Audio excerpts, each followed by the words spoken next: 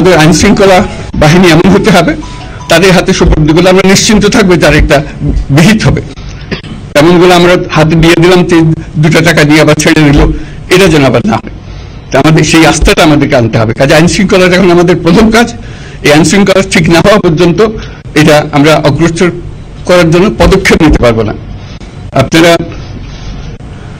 আমার উপরে আস্থা রেখে আমাকে জানিয়েছে, ছাত্ররা আমাকে আহ্বান দিয়েছে, সেটাতে আমি সাড়া দিয়েছি। দেশবাসীর কাছে আমার আবেদন, আপনারা যদি আমার উপরে বিশ্বাস রাখেন,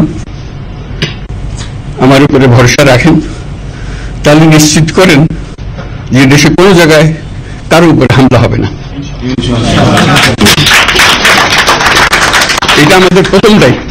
এর মধ্যে আমরা শুনলাম, আসার পথে শুনে আসছি যে এখানে আইন শৃঙ্খলা ব্যাঘাত হচ্ছে, মানুষকে আক্রমণ করছে, ঘরবাড়ি জ্বালিয়ে দিচ্ছে, সম্পদ জ্বালিয়ে নষ্ট করছে, চুরি করছে, দিয়ে যাচ্ছে, অফিস আদালতে আক্রমণ করছে, সংখ্যালঘুদের উপর আক্রমণ করছে, হিন্দু, বৌদ্ধ, খ্রিস্টান, আহমদিয়া সবার উপর আক্রমণ করছে।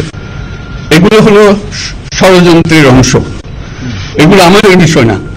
আমাদের কাজ হলো এটাকে রক্ষা করা, সবাইকে রক্ষা করা, এটাকে প্রতিটি মানুষকে, প্রতিটি মানুষ আমাদের ভাই, আমাদের বোন, তাদেরকে রক্ষা করা এবং আমাদের একটা শৃঙ্খলা ফিরিয়ে আসা। বিশৃঙ্খলা, সহিংসতা এগুলো হলো অগ্রগতির বড় শত্রু। আমাদের যে যাত্রা শুরু হলো সেই যাত্রার শত্রু।